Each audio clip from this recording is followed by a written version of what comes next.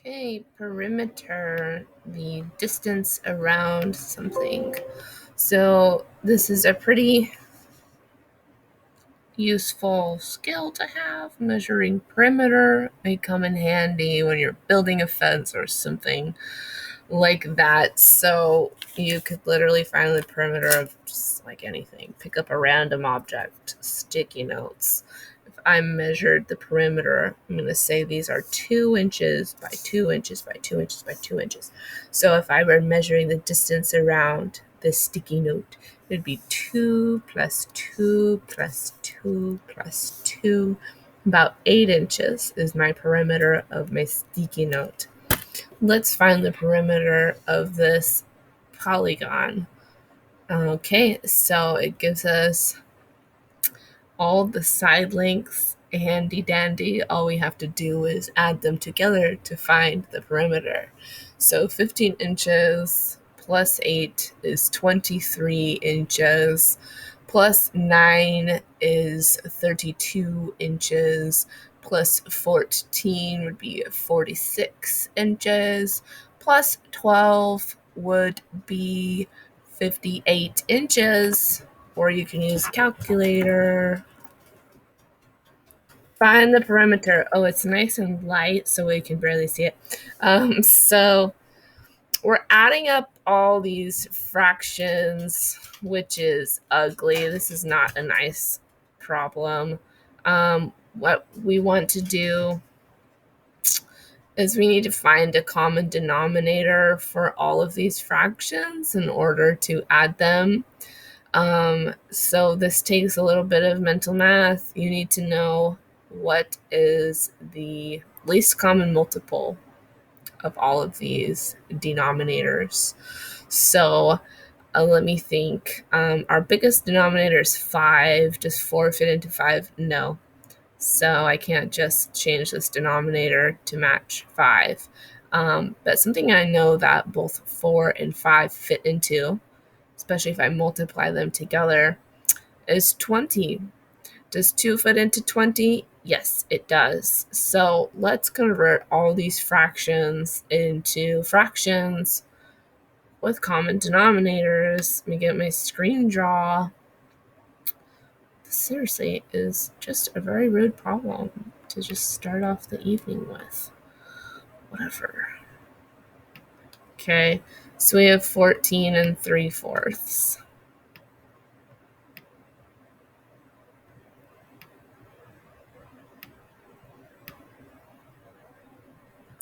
Then we have 4.5.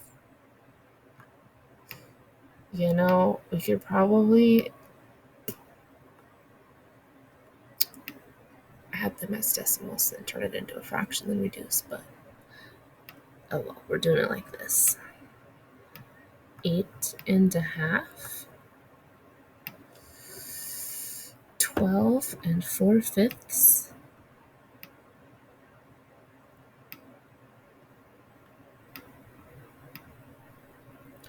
This is a 4.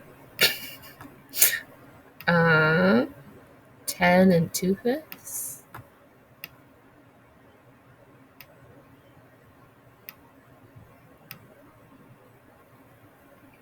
And another 10 2/5. So first we're going to turn all these fractions into fractions with the same denominator, like fractions. Okay, how do I turn 3/4 into something out of 20? Well, I gotta ask myself, what do I have to multiply 4 by to get 20? 4 times 5 is 20. So what I do to the bottom, I have to do to the top. 14 3/4 is equivalent to 14 and 15 out of 20. Now I have a fraction with 20 as my denominator. 4.5. I could just think, well, a half, what's half of 20? Oh, it's 10. 10/20 is equal to 1/2. There's my whole number. Or I could think, what times 2 gives me 20. 2 times 10 gives me 20. What I do to the bottom, I do to the top. Okay, 8.5. Again, I could just be like, well, what's half of 20? 1/2. If my denominator is 20, half 20 is 10. Or same thing, do think what's 2 times what is 20? Oh, 10. Okay. 12 and 4/5. What times 5 gives me 20? Oh, 4. So, what I do to the bottom, I do to the top. Then I have a fraction out of 20. 4 times 4 is 16. This is seriously such a gross problem. Same thing, you've got the same denominator here. What times 5 is 20? 5 times 4 is 20. What I do to the bottom, I do to the top. Since I multiplied the bottom by 4, I multiply the top by 4. 2 times 4 is 8. 5 times 4 is 20. 10 and 2/5. Multiply by 4 on the bottom and on the top. And then I'm going to get 10 and 8/20 again, because we just realized 10 and 2/5. And then the next one's 10 and 2/5, because we're really observant tonight. Okay. Now, when we're adding, I wish there was an easier way, less steps. When we're adding fractions, we are going to just go through and add the numerators. Now that we've found a common denominator, let's add the numerators together. 15 plus 10 is 25, plus 10 is 35, plus 10 is 45. Did I do too many? Oh my god. Yeah, I did too many. No, I didn't. Yes, I did. 35 plus 16 would be 51. Plus 8 would be 59. Plus 8 would be 68. No. 67. Out of 20. That's my fraction. After I add all the fraction parts together, I also had to add all my whole numbers together. So 14 plus 4 is 18, plus 8. 18 plus 8 is 26. Plus 12 is 38. Plus 10 is 48. Plus 10 is 58. So now I just need to add 58 plus 67 out of 20. Let's turn 67 out of 20 into a mixed number. So how many times does 20 fit into 60? 3 times. If I take away 3 20s, which is 60, from 67, I'm left with 7 20ths. So then I'm just going to add the 58 plus 3, and I'll get 61 and 7 20ths. And we can't reduce 7 20ths. 7's a prime number. It doesn't fit into 20 evenly. 61 and 7 20ths. Gross. Okay. We're going to save that because I'm going to make some nice little notes for you later with all my extra time I have.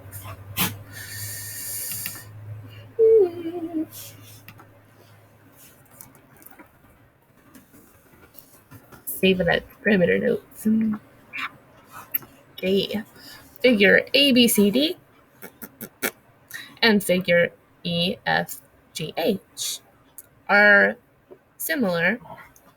So they're the same shape, but this one's bigger than this one.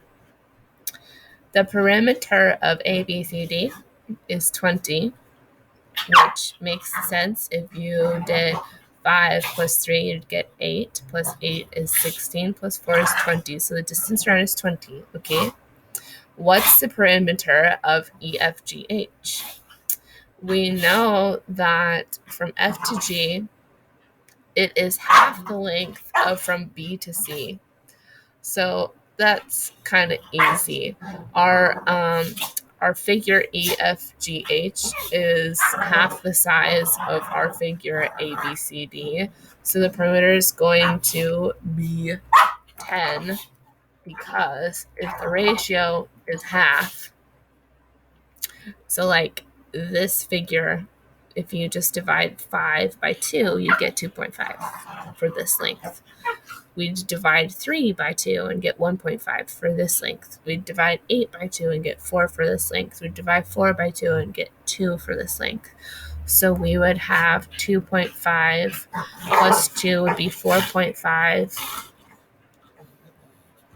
plus 4 would be 8.5 plus 1.5 would be 10. Find the perimeter. It's an easy one. You just add them all up. Okay. You can do this in a calculator. Let me see if I can just do it. 8.2 plus 4.5 would be 12.7. 12.7 plus 7.1 would be 19.8. Let me write it down. 19.8 plus 10.8 would be 30.6. 30.6 plus 3.4 would be 34. 34 plus 2.8 would be 36.8. Or like I said, use calculator. Put in 8.2 plus 4.5 plus 7.1, blah, blah, blah, blah, blah. Find the perimeter. Add them up. 10 plus 13 is 23. Plus 17 is 40. That's an easy one. Find the perimeter of triangle ABC. If we know the perimeter of EDF. Sorry, I'll read that differently. A, B, C, D, E, F. Okay, because that A and the D are matching. So we have to figure out what each side is. So we have a scale factor of 3. Like this triangle is 1/3 the size of this triangle, and I know that because 5 is 1/3 of 15.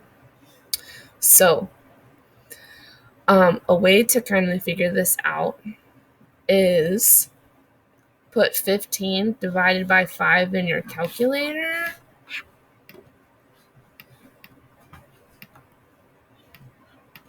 You would get 3. So if I did 15 divided by 3, I'd get 5. But I already have that length. So how do I figure out these other lengths without a clue? So this perimeter is 12. 12 minus 5 would be 7. So this one would be 3 and this one would be 4. So that makes sense. So if I multiplied this by 3, I'd have 9. If I multiplied this by 4, I'd have 12. So I have 9 plus 12 is 21 plus 15 is 36. I'm going to post notes on this. Okay. Given the two similar octagons, which are ugly octagons because they're not regular octagons. But they're still octagons, they're still 8-sided shapes. Find the perimeter of the larger octagon. Okay. So I know that the perimeter of this little thing, this little octagon, is 34 whatevers. We don't have a unit of measurement here. And this length is similar to this length. So what do I have to multiply this length by to get this length, to make it larger, to just increase the size? So So I'm going to go to my calculator and go 28 divided by 4. And I'll get 7. So then for the rest of them, I just think if I multiply all these sides by 7, I'll get the sides for this octagon. Okay? So let's draw the ugly octagon. Can I make this smaller? Yeah. Okay. Can I hide this? No. Okay. Here's the octagon. It's nice to write it all down because we're going to have to add up all the lengths once we figure this out. Seriously, this is something else. This is quite the shape. It looks like a rock. Okay, close enough. So this is this figure. Dogs.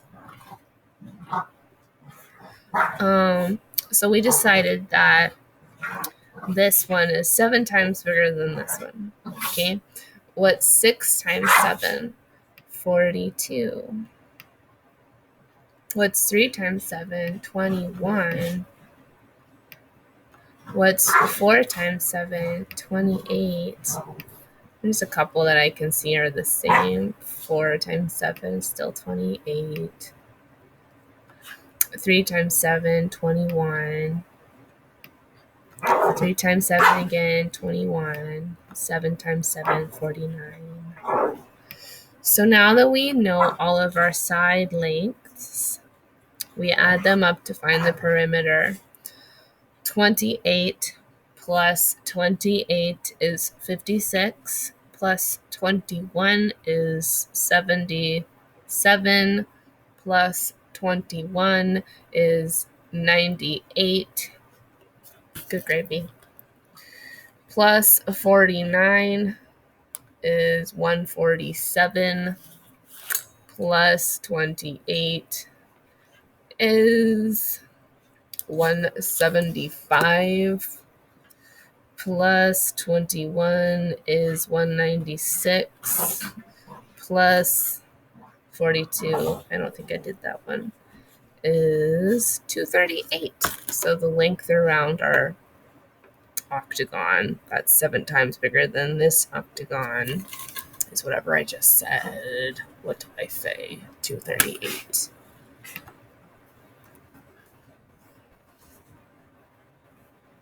And we're on to different things. Good luck. I'm going to post good notes. And if you have questions, ask them in class. We'll find the scale and be able to do it.